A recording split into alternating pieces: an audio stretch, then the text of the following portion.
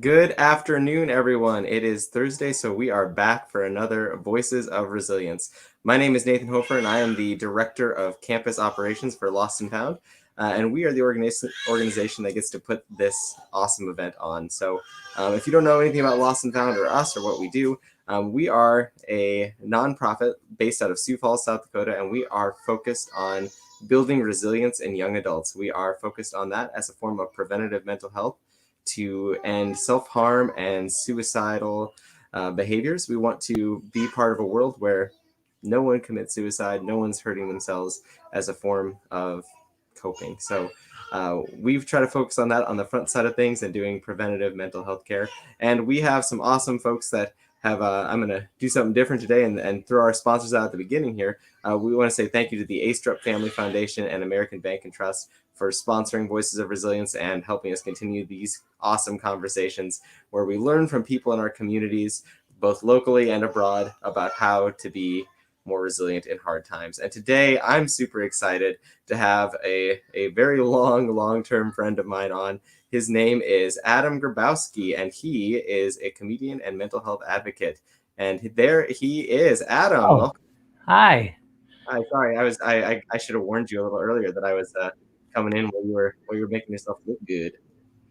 Yeah, I ran out the door to go find a hat because my hair is wild and I still don't want to go get a haircut.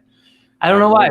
I think it was because when people started protesting to get a haircut back in like May, I was like, no, forget your haircuts. I don't need one. I'm fine. By the way, I'm loving that I just see your dog's face in the corner there. That makes me really happy. Hi, buddy. This is what we need. Don't lick. Oh, flip over. Good job. Yes. Well, Adam, I'm gonna let you start, and maybe just if you want to just tell us a little bit about your work and who you are. Sure. All I did was say your name, so I'd love for you to have some great introduction. I was waiting for anything that.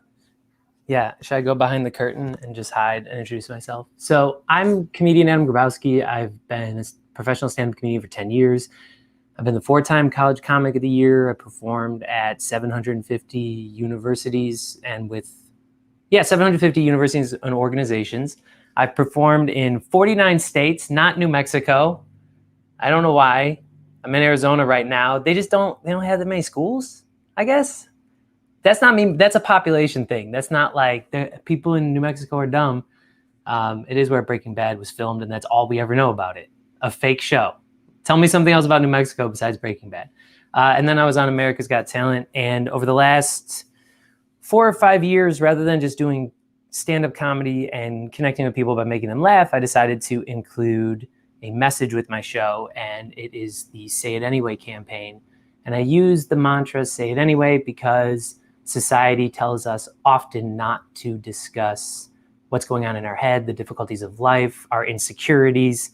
And even though we're more aware and awake now and people are talking about what they're going through, there's kind of still this shame, like, okay, now that we're open about it, I shouldn't be dealing with it. So 4 years ago, some people were talking, but not as many people were. So I wanted everyone to start speaking up about their truth and realize that they're not alone in what they're going through. So now I say try because COVID kind of killed touring, but I try to still deliver a message with all the different shows I could do. So I have a virtual show for a college in California tonight at 8. That's crazy. And, I shared this with you really quick here before we dive in. I just realized apparently this is the time of year that I like to, connect with Adam, because as I look back on I'm gonna pull these up here. As I look back in 2012 when I was at Dakota Wesleyan, we had you come that week for homecoming week. You're aging me a lot. And then in 2014, look at that hair. So that was my last haircut. It was in 2014. If you take a look at that. Yeah, when you came to USF. So fun bit of history there. Just thought I'd share that. So 2 cents. You know how I took those? I would take a selfie during the show. My joke used to be, now this is really old school. I'm sorry, people. But at one point, a selfie was new, okay? Like 2012, 2013. And people always wanted to get the perfect angle. So you'd see people, now it's not weird to see people doing this, but they used to like go higher and higher and higher with the angle to get like no chins and to get the perfect lighting. So I would do it until I was backwards and upside down and get a photo with the audience that way, right? That's what that was. It was me upside down all the way back, right? I'm on a chair now. I don't want to do it. I'm going to fall back. Yeah, that wouldn't be good. But what's interesting about that is, early Instagram was just little squares of pictures, and there wasn't reels, there wasn't videos, there wasn't IGTV, there wasn't links, there wasn't anything like that. But I would take a photo every time I did a show, and that was a way of making it like kind of personal, right? The Los Angeles County Museum of Art was having like a social media symposium back in like 2014, 2013, because they were recognizing like social media starting to take over. And they brought me in because they're like, well, he's on social media a lot. And they blatantly were like, do you want to screen a movie? And I was like, okay. So I just picked a documentary about comedians called like I Am Comic.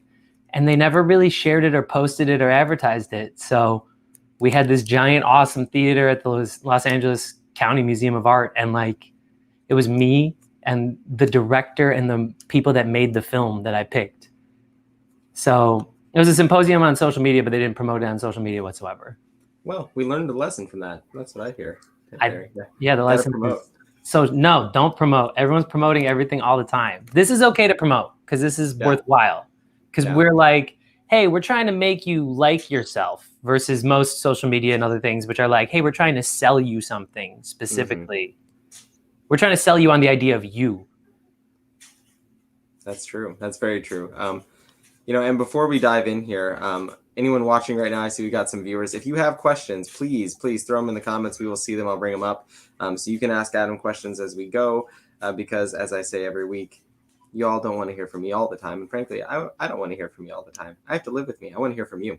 So, Adam, I think you've look at his nice sweater and that fireplace behind him. He's got the cozy vibe. I'm in Arizona. Really cold here. It is 102 still. It's October 1st. It's 102 degrees in Arizona still. Man, I usually do my Voices of Resilience right outside on the patio, but today it was dreary and cold, and I didn't want to do it, so I came inside. By the way, this is a special golden leaf Starbucks cup. Wow. You see it? No, I'm just kidding. It's green, and for whatever reason, StreamYard's using a green screen. That's why the leaves look gold. See that? Oh, that's crazy. Yeah. Huh. Well, that's fun. It looks good though. It looks sharp. It does. It's real fancy.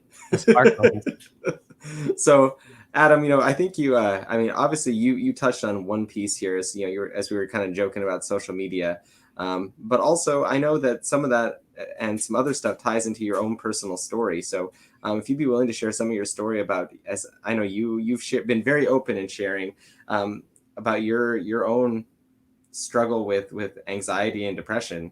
And especially as being a comedian, like you're on the forefront of making people happy and bringing them joy all the time. And it's gotten worse with COVID. Like I have never had like an anxiety attack on stage, and I did my first show coming back because it was weird to be around people. Now we spaced it out. It was at a college. It was in their gym, and every seat was spaced out 6 feet, and everyone wore their mask, and it was perfectly spaced, all the little dots, right? But just going back to being in front of people, coming back after this summer of a greater American awakening of realizing all the systemic issues that we have, the greater income inequality that affects every one of us every day. I used to say, like, let's not do that much social media. And then COVID happened. So then what happened? We all went onto our phones, right? And, someone with a live performance career like me, I started seeing people that had their online careers or that had huge YouTube followings, and I judged myself immensely. During lockdown, I don't think there was a day that I wasn't anxious or crying or wondering about what my life is going to be or what the future of America was going to be.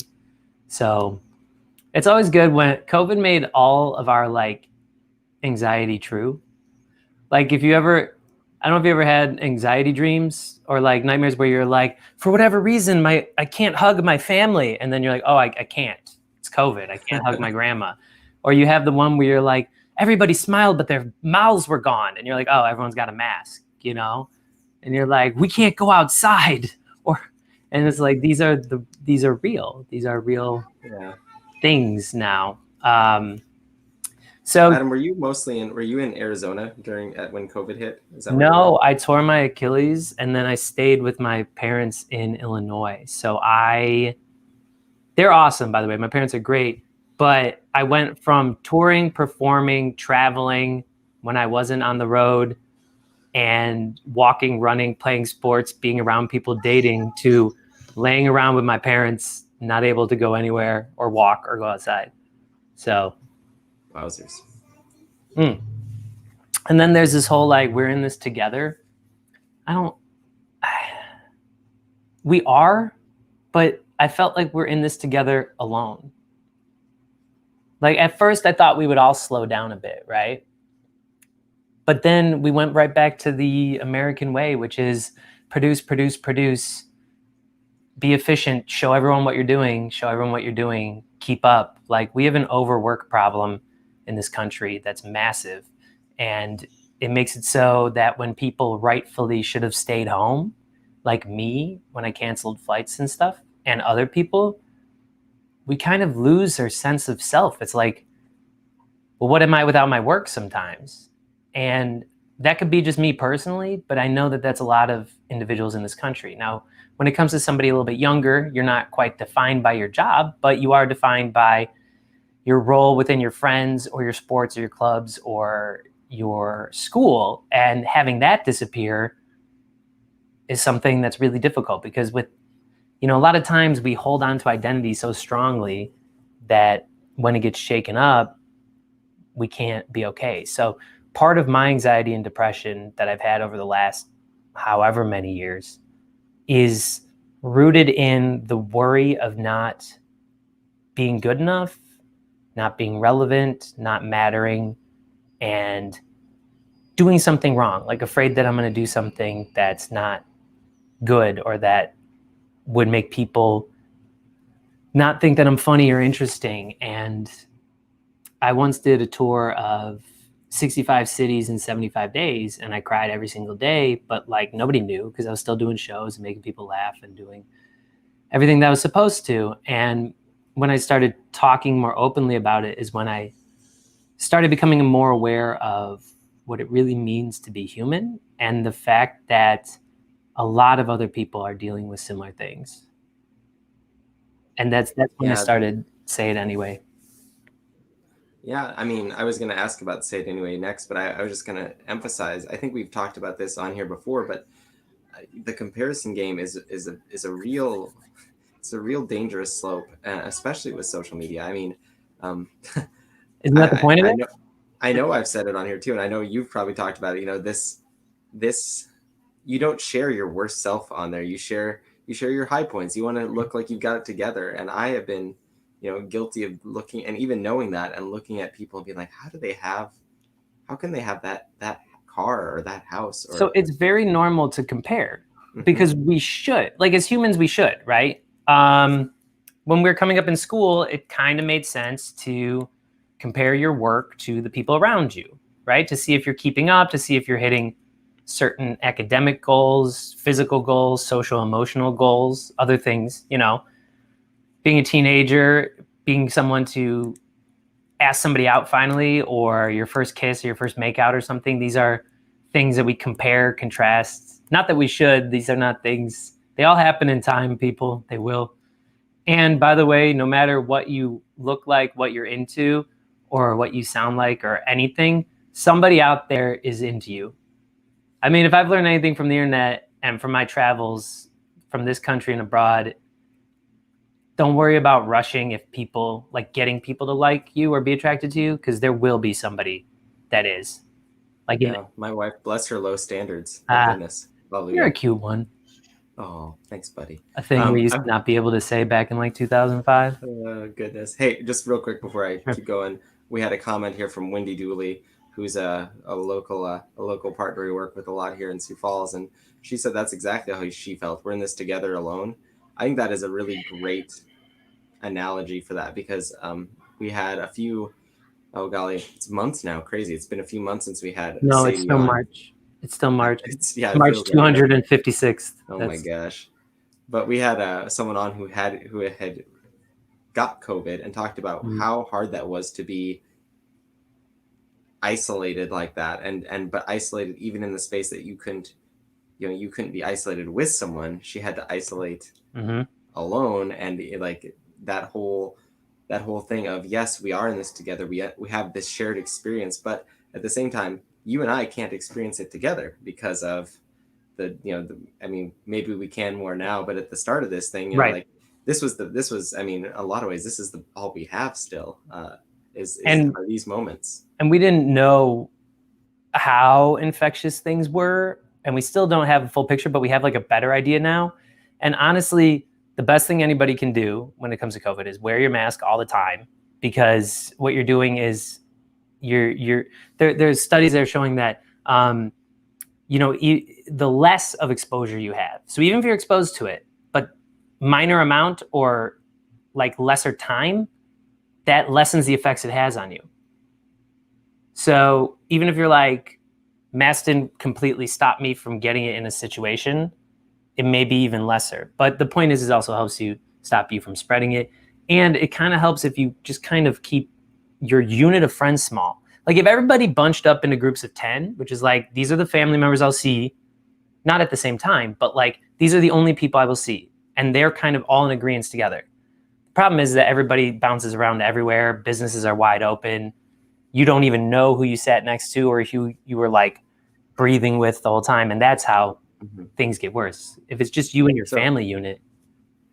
So how has that been for you though? As you talk about anxiety, as you still are a traveling, you're a speaker, a comedian, you're on the road, you're in different places. And I know a lot more of it has been virtual, but how does that affect your anxiety, knowing that you're going from A to B and you might be around these maybe it's only 10 people, but you don't know who those 10 have been around.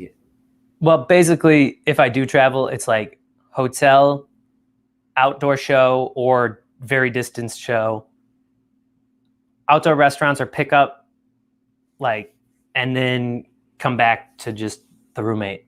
So it's trying to limit some of it. But, I've been going to some outdoor patio things. It's just wear a mask and sit away from people. Don't go inside. It's just open air is so much better. Yeah. But the thing about it was with even like, I still felt like it was my fault that I wasn't working. I still feel like it's my fault that I'm not working or that I haven't figured this out. And this is what it comes to for everybody. There's the constant comparison that we have, and it just gets broader and broader each year. So when you're growing up, yes, you compare yourself to people around you or the other people in your class. That can be troublesome too, the amount that we rank people.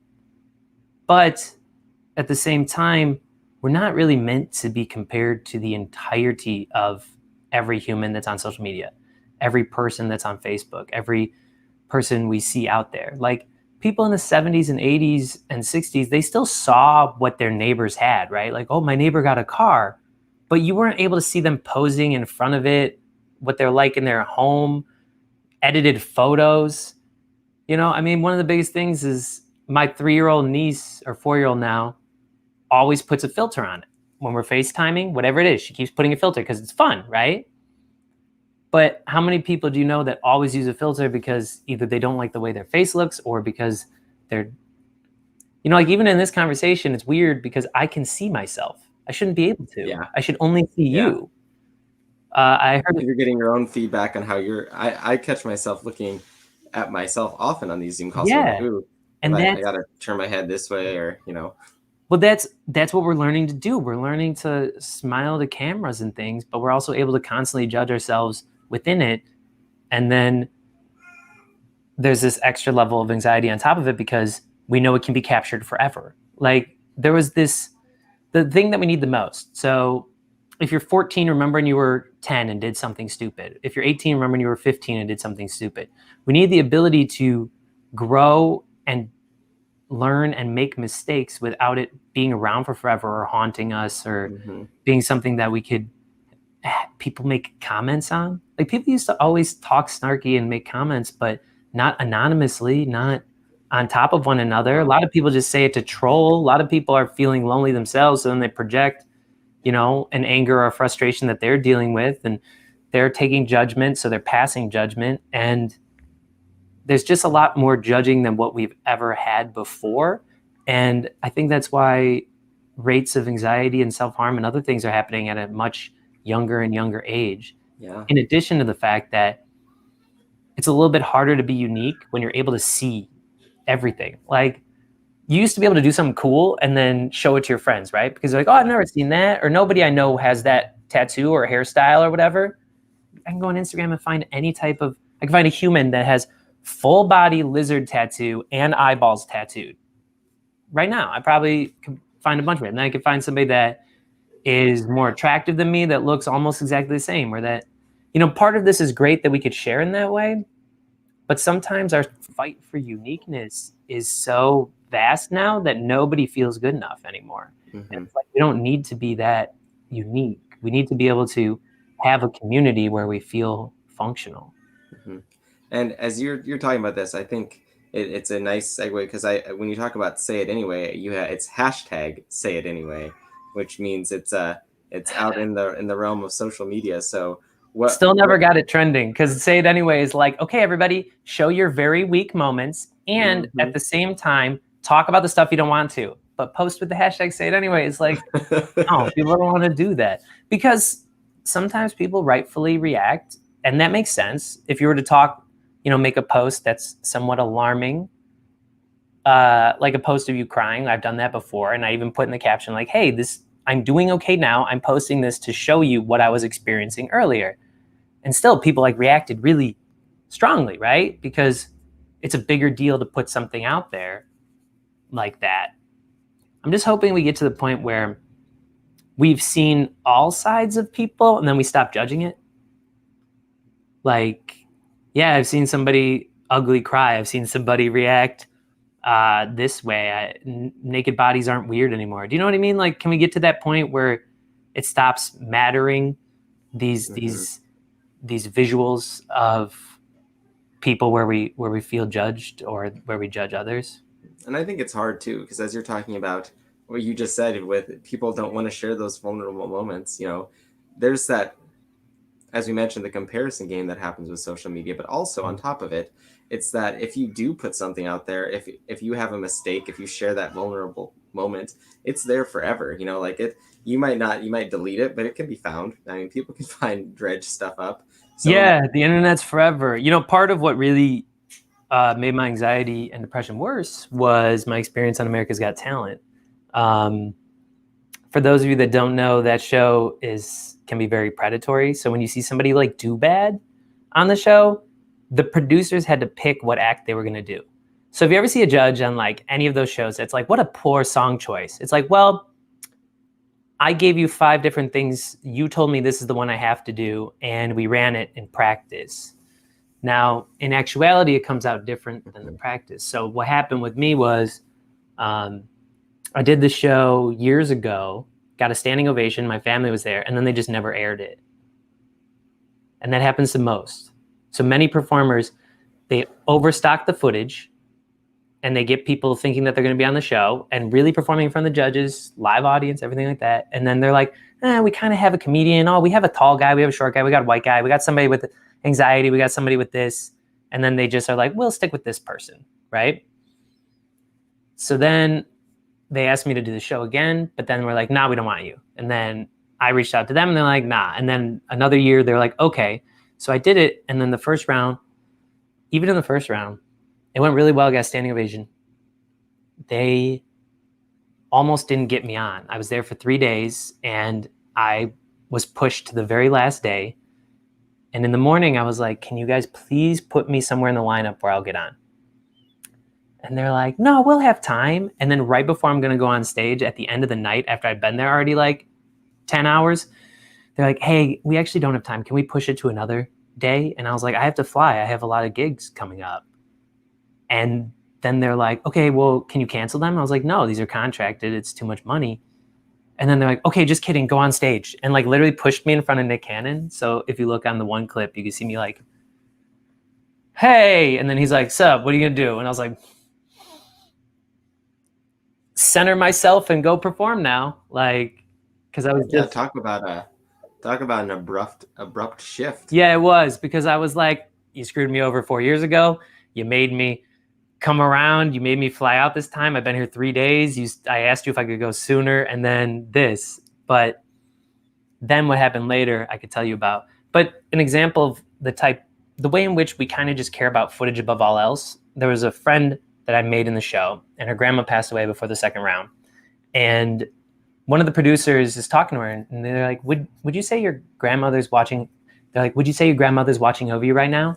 And she's like, yeah, I would. And he's like, no. Can you say, like, my grandmother's watching over me right now? We're trying to get the shot. Yeah, if you tear up, that's good. Like, this is a person going through a loss 2 days later, and they're like, oh, great, cool, footage. So it just emphasizes putting your life on a highlight reel almost. Yeah, but then also people in power being able to do whatever because she knows this will help her career if she does it. And they're like, hey, we just want to exploit whatever you're having because that gets better ratings. You know? That probably, I mean, I've not been in that situation myself, but I can imagine that makes things really difficult. It's almost like I don't want to have these hard things happen, but at the same time, when they do, other good things happen. So do I celebrate these things that are crushing and make me sad and anxious, or do I feel them the way they're probably meant to be felt? I mean, I think that in of itself, that mental dichotomy and that dance you have to do, that makes just me thinking about it makes me more anxious. Yeah, can I about exploit the pain that I'm going through right now, or can I feel it, or should I just react like I normally do? It's such a different dynamic. Now, I do like the fact that people root for people that have adversity, right? But if you really want to root for people that have adversity, then what we would try to do is change income inequality. We would start understanding Black Lives Matter. We would start getting that a lot of people grow up without the best situations, home life, schooling, access to food, shelter, good, clean water, safe environments. That's the obstacles that are greatest, I think, in our country. So I like when people like that for performers and other things. But like, why does it have to be such a miracle? Why can't it be that we do fund things evenly throughout our country? So if it's mental health or physical health or education, and we have the money. If you've seen some of the money they've spent on like $1 trillion aircraft projects that went nowhere and the planes never even worked, like that could have been utilized to fund all the different schooling. And if teacher salaries went up, do you think more people would become teachers? Yeah. Like, I know a lot of smart people that they end up doing things like the best scientists, psychologists, and AI people end up working for the tech companies because they're going to get paid the most to create an algorithm that the algorithm is just trying to steal your attention and then eventually sell you targeted advertisements so that they remain important and they can make money off of things that you'll eventually buy or think or do. So they're not bettering society, but imagine if we put better funding into the things that were good. Like, you know, the example I would use of school or being able to provide healthcare for lots of people. I think we would get our good minds to go towards it. Mm-hmm. And as you mentioned school. Would you mind sharing a little bit about the shift you're kind of in right now with your life? Yeah, so I didn't know if this comedy career would continue, and I'm very worried about that because live performance has been dying a bit. And I was going to do a master's of social work, and I started it, but then they wouldn't give me residency tuition, and I didn't want to pay the extra $40,000 as a non-resident, so I deferred for a year. But I think social work is extremely important, and the basis of social work is it's social justice. It's caring about vulnerable populations. I mean, everybody needs to make friends of somebody that looks different, from a different area, from a different background, that's a different age. So you understand just how difficult it is to be human in so many different scenarios. You know, you might see the end product of the person on the street corner, but you don't see all the different familial factors, mental health factors, food, environment, not enough hydration, not enough support, not enough people looking out for them that had led the person to be there. So we need to see people as complex individuals rather than categorizing them so easily. And how, I mean, social work, that's a big jump from what you're doing. But I mean, I think some of your story ties right into that level, that focus, that interest that you're talking about. Is that fair? Yeah, well, I mean, what I'm interested in when it comes to comedy, or when we're trying to put ourselves out there, right? When we're trying to be funny, or people are trying to be content creators, what they're really trying to do is they're trying to connect with people, say something or create something that is important or pertinent to human life, right? Like if somebody laughs at something you made, or if somebody smiles, or they think it's interesting, or they think it's attractive, or they think it's unique, you're like, okay, I took a human thing and I got others to like me or to be involved in it. That's normal and natural, but that's what connection is, and that's what we're looking for.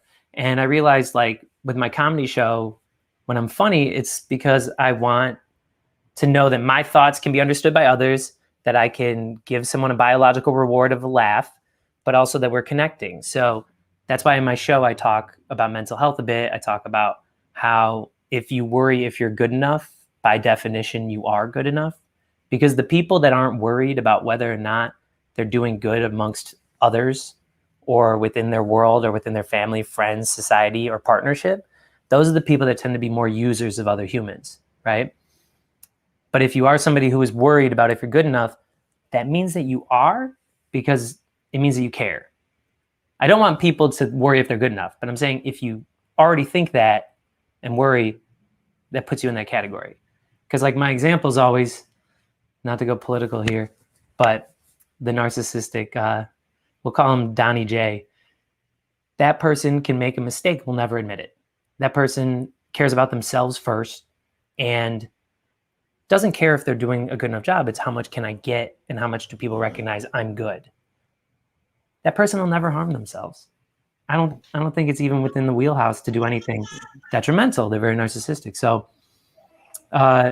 So it's a natural vaulting point for me, because I recognize that as I was touring all these colleges, I was seeing, like, how come my mental health has gotten worse over the last 5 years? How come other people's mental health have gotten worse over the years just by numbers? Now, maybe it's people are being more open about it, or maybe it is really that in this sea of being able to find anything and be replaced by anyone, we are recognizing that it's harder to find our place. Mm-hmm. And Adam, I know this isn't something we've talked about before, but I just have this thought come in my mind. Sure. As you're in a field that I just am not going to get, being a comedian. Like I said, now I think you're very talented at it. That's why I've brought you to, like, out of my. I am funny outside this interview, I promise. Yeah, I'm thinking out of our, all the institutions I worked at, I think I brought you to every one of them. Now in that space though, you see a lot of, I think back to like Robin Williams and others who, like, these people that just seemed like they had it, like they could win people over, have them laughing, have people loving them. I mean, I think about like, the Gosh's Day scene being like Chris Farley and like Robin Williams, but like these people who are known for making people happy and laugh and just feeling like they themselves aren't enough. And just like I said, dealing with anxiety, depression, leading to substance abuse and suicide. I mean, when you're in that realm, as you're embedded in that realm, for yourself and also those people you work with, where does some of that stem, would you say? I mean, and how does that kind of, I assume that's something that you probably, I mean, it ties into when you're talking about your anxiety and depression. I'm not as severe, I don't think, but I mean, I think the base is still there. So I'd love to hear your insight on that. So none of the things that we do are really normal for us as humans. I shouldn't be able to speak into this device and then have other people hear what I'm saying. It's not normal. Our technology has vastly evolved past who we are and what we experience normally as humans. So, and I'm going to answer your question, but this is where the base is where I'm starting.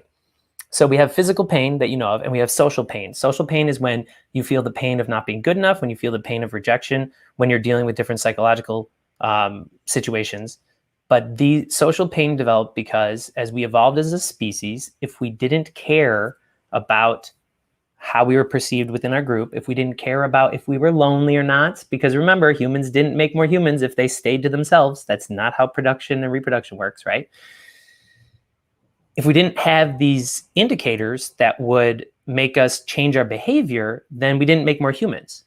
So as we evolved, every emotion we had has something to do with reproduction and survival, right? So like fear is helpful because it protects you. Anxiety protects you, not in huge amounts, but at times it does, right? Love, lust, boredom. Boredom is literally a way that we then seek to do interesting things and then learn and then evolve as a species.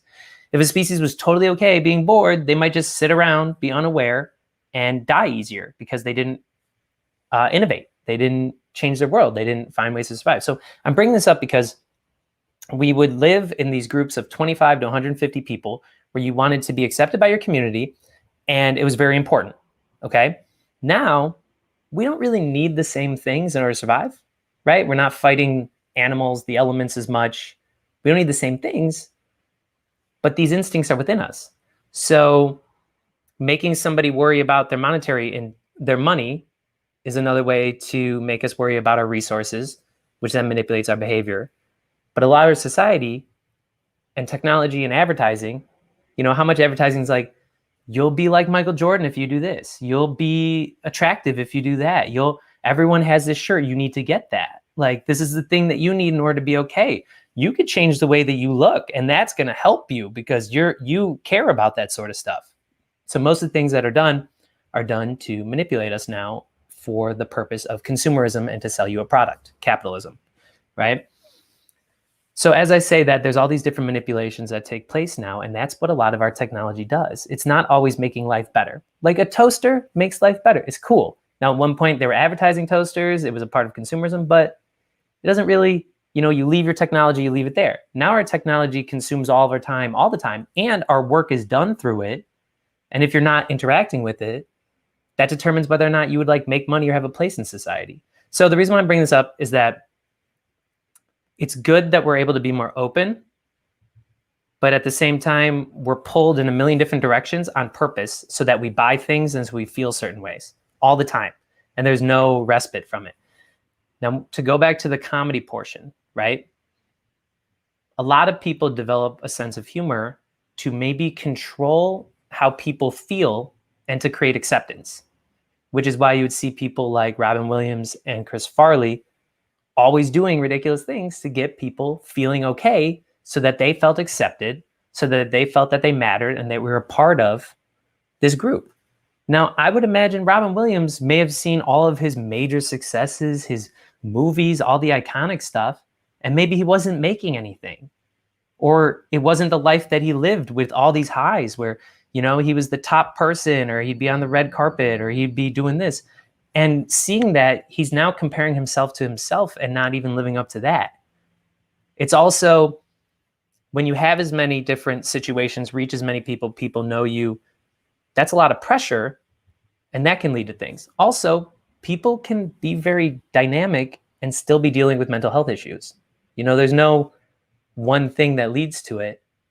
So I think I myself am somebody who has chased highs in different ways. Like instead of staying at home, I'm like, I gotta travel when I'm not on the road. So like last winter, I just went to the Philippines alone, or like going dating or going out at night, different things, because when you're a performer in front of people, it's such a good feeling when it works that sometimes you become used to it. And then if you don't have that feeling, you need to keep ramping it up, which is why you see a lot of like child stars that end up falling into the wrong crowd or a lot more substance use because they're trying to maintain that feeling that they had. Or it's escapism because there's so much pressure. So that's what I think happened to a lot of people. Like Chris Farley, there was a drug culture within SNL, and there was a lot of pressure on him, all eyes on him. And he liked being very funny, but it's also like huge pressure. So he would do things to escape, like overeat, overdrink, I think he was a mixture of like ketamine and cocaine or something like that, and overdosed. That's escapism. Like, we need to see substance use as, why is it people are using rather than they are bad for using. So as a person myself, having this lockdown, so losing the highs of performance, travel, dating, all these other things, to injured at home with your parents and you can't go anywhere, it was a huge transition. It was a huge transition, and I still struggle with it now. Mm-hmm. So we got to be aware of our dopamine, and that's what instant gratification does to us. So it's like, delayed satisfaction and gratification is something very worthwhile, but you could work hard in school or in college, but then when you have your phone that you could touch something and food shows up at your door magically, or you could find a date, like this thing is magic that we never could have imagined before, and you get dopamine hits from it. So it's hard not being very seeking instant gratification now. And then once you're so used to having instant gratification, right, then you shoot down like this, which is why you see social media use and depression go hand in hand. Mm-hmm. Yeah, that's great. Like, so that's great insight. And I've said this multiple times. I've had the opportunity to present and write an article about it, about social media use, and that's there's a lot of positives. There's a lot of positives, but there's a lot of negatives, and we're figuring those out. And as you're mentioning, you're touring colleges, you're seeing students, you've been, you're going all over the country except New Mexico, apparently. I've been there, I just haven't performed. I mean, I think we've seen it, and we're gonna see an increase still of mental health issues with these young adults, not just in college, of course, but all across the country. But when we're in post-secondary education, there's, as you mentioned, transitions. There's so many transitions that occur that I've I've seen that there's just a natural vulnerability for them to experience some mental distress. So what are I don't know who doesn't have mental distress. If you just seamlessly transition from high school to college, or seamlessly finish university and then start working, even though when you're at college you used to be around like all your roommates or friends or in the same classes, like if you seamlessly do that, awesome for you. I've never met anyone who does it seamlessly. You're right. I've known a few people that do. I've known a few people that do, but they tended to have a bit more perspective on like, this is my core friends and that won't really change as much, or this is my family that I still interact with, which sometimes you can't always, because family can be very toxic at times, depending on your family. Mine is not, but others, I know many people that have had to cut off family members to be okay. So go ahead with the question you're going to ask. No. I was just going to ask what you've seen with students and what advice you would give to them, because obviously you're talking to them when you're coming to campuses. You're going to talk to some of them tonight. What thing of advice would you give them to, when you're in your show tonight, saying, hey, what are you going to tell them to keep? Here's the best advice. Don't buy into this. Don't buy into this. Don't buy into this American exceptionalism that we're the best, that you have to be better, that if you're not number one, you're last. If you're not more than above average, then what's the point? That's the thing that we have. And that's a byproduct of trying to overproduce. It's consumerism, it's capitalism. The reason why I'm saying this is because we can exist outside of our job identity, our grades, our school, and we do exist outside of that. And we need to prioritize that more than we do. So we do a lot of these judgments where it's like, okay, I understand myself. I am a college student. And then the moment you're done with that, you're like, oh no, what? What am I now? Who am I now? And like, we ask the wrong questions in America. We automatically ask, what do you do? Rather than like, hey, what are you passionate about? Or what's something interesting you learned this week? Or what's something that you think I don't know that I should know? Those are better questions. We also ask, what are you? Which is the most messed up question, which they don't do other places. Okay? Like when you see somebody and you say, what are you? And in America, that means, what is your racial makeup? Like that, what? Like, you're a human. Why do we need to instantly categorize people in that sort of way? So the best thing I would say is that recognize, like, as you're experiencing a feeling, right? If you're stressed out by something, if you're anxious about a situation, if you're nervous, if you're scared, if you're excited, try to identify why this is happening, right? What is it that I'm anxious about? Why am I anxious? Is it because I'm worried about something bad happening? What would that mean if this didn't go well? Does that mean that deep down I'm not lovable? Well, no, it doesn't. But this is the worries that we have.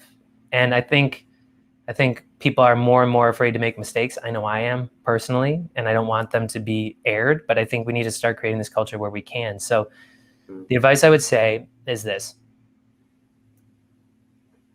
take deep breaths, recognize that you're not alone in this, and that perceptions are never as bad as what you think they are, because everyone's kind of worried about their own situation, because everybody was so worried about COVID stuff. When you see me, Nathan, you're like, yeah, Adam's going to do a show because he does shows and he's a funny comedian, right? But nobody knows the struggle I went through in between. Nobody knew that I wasn't sure if I would ever come back to performing, or that I'd be able to, or if, I questioned my identity every day.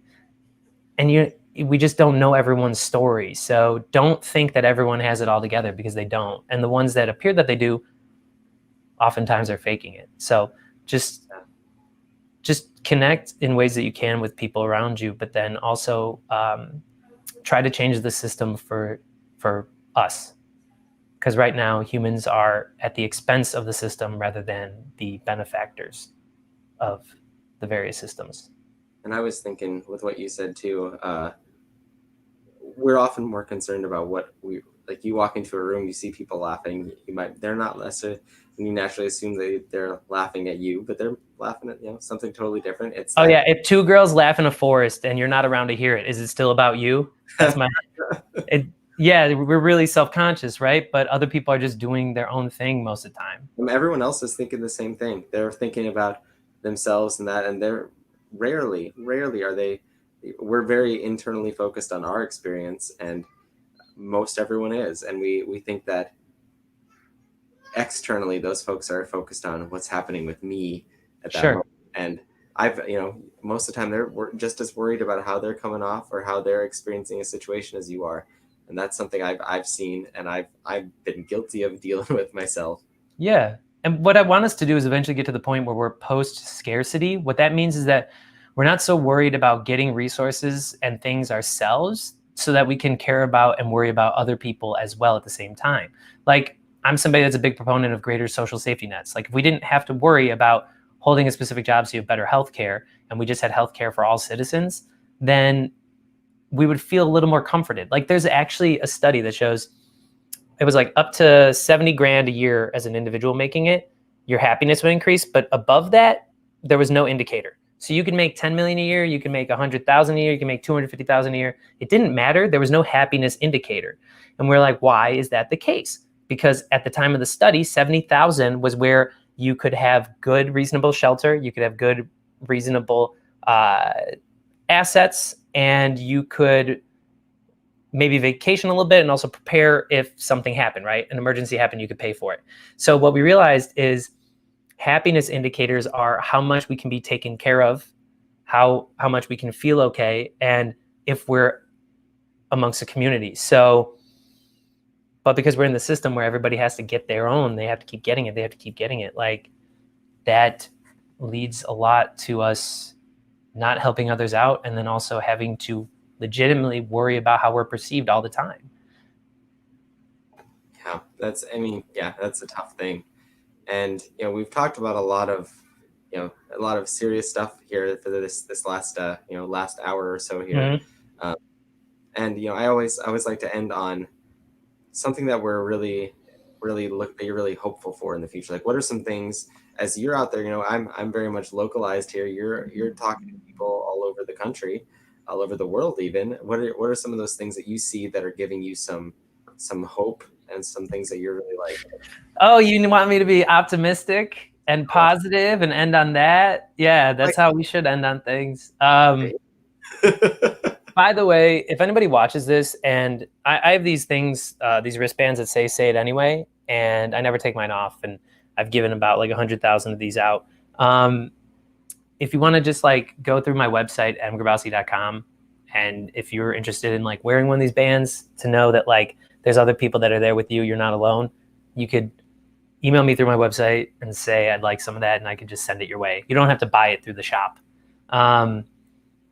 If you do want to buy something through the shop, you can buy this shirt that says, "It's fine, I'm fine." And then on the back it says, "Clearly it's not fine." So this is the 2020 shirt. But because we're the best you could be right now is fine. But here's my takeaway of resiliency.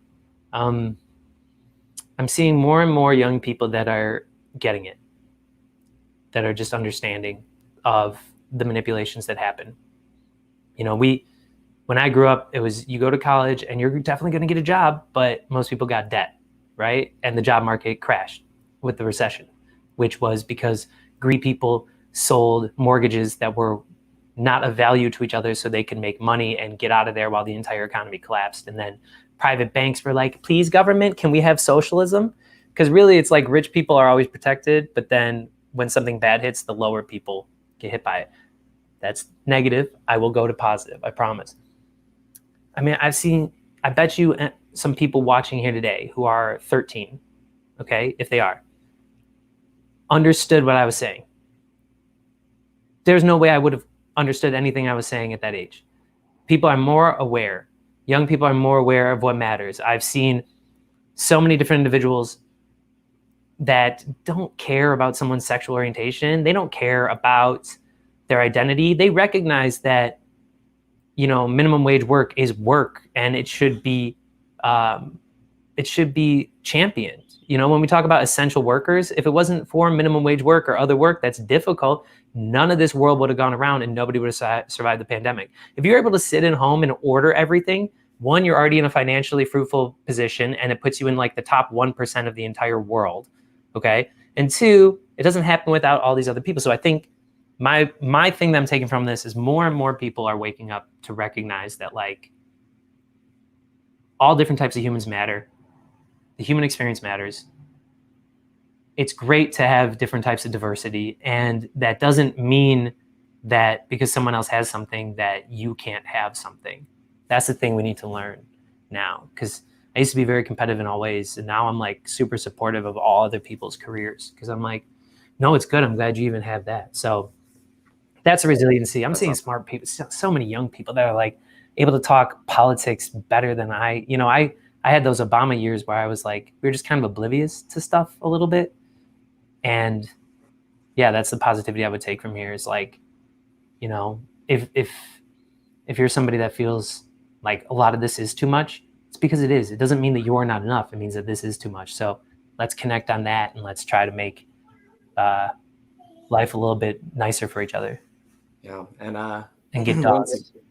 Yes, that is a chill dog. I'll just say. Yeah, all the legs are like together, hog tied together in one. Oh, I wasn't wearing shoes. And you know, I want to thank you again, Adam, for coming on here. I put your website up here on the banner one more time, adamgrabowski.com. If you want to get connected with Adam, feel free to do that. And if you want to get connected with us, if you're someone who's out there and is looking for help or connection, reach out to us on social media, on Facebook, on Instagram at Resilient Today.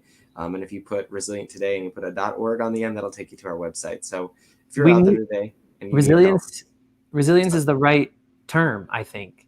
And we're needing to be resilient in different ways than ever before. Like, as humans, being resilient originally as animals would meant like against the elements, right? But now we're having to do it versus our own minds and how we fit into this societal system that tries to get so many things from us all the time. It's a different type of resilience, and it's kind of harder in a lot of ways. Not that people that are fighting against the elements and dealing with all these other issues where they may not have good shelter in other situations, but that resilience is the right term, and we have to kind of build it every day. And I've definitely grown more resilient from COVID, and at the same time can never be the same. So I think what you guys are doing is great, and I like the purpose of it, and I like that it's lost and found, because being lost is like really normal to do in a society where jobs don't last for forever anymore. So yeah, it's on a sidebar here before we end, we sometimes, it's actually been a great conversation starter. Sometimes we get people looking for the lost and found, and they reach out to us at a university, and we can't find your watch, but hopefully we can help you find. That's funny. So it's good stuff. But that's funny. Yeah, that's you're spot on with our name, why we have it. So I lost my identity. Did you find it? Not yet. Not yet. Here to help. But yeah, and like I said, Adam, thank you for spending some time with us today. And we have a bunch of other guests on. We're actually like booked out through the end of December now. Yeah. Yeah. So next week we're gonna have Kim Gustafson, she's an instructor at South Dakota State University, focuses on leadership development. And then we've got some folks who are coming from the counseling community on for the next 3 weeks. And we're going to be talking about mental health, as we tend to do on this, because that's kind of our focus. But we have just a bunch of folks coming on that I'm really pumped about. And I'm really pumped, Adam, that you were able to come on and help us kick off October. Apparently, it's, like I said, it's our time of year to connect and do stuff. It's great. I look forward to that. We need these reminders that we have had pasts and we are still human. Reconnecting with people is a good thing about COVID. You guys should definitely watch what they have coming up, because a legitimate educated counselor is somebody who is going to have good tools. That's what counselors do. They have tools and they teach you how to do it. Okay. I might get you to think, but I'm not helping you feel better, which is the problem because I'm a comedian. But yeah, definitely somebody that helps with leadership and somebody that deals with and knows about counseling techniques. I mean, that is important. Counseling is yoga for your mind, and we all need to do that sort of stuff. And I don't do it enough personally, even as I champion it. But yeah, that sounds cool. I'm glad you guys are having professionals in that way. Me too. I'm really pumped for it. So yeah, tune in next Thursday. We'll be on every Thursday from here on through December 31st. So we will see you all next week. And Adam, thank you again for being on with us today. Yeah, and go to my Instagram, and I have under my IGTVs where I have Say It Anyway videos. So if you like this type of talk, that's where you'd find it. But if you want to see some funny clips, go to my website, and that has comedy videos. So either or, we'll do both. It'll probably help. Hey, well, you have a great day, Adam, and we will catch you all next week. See ya. Yes, thank you.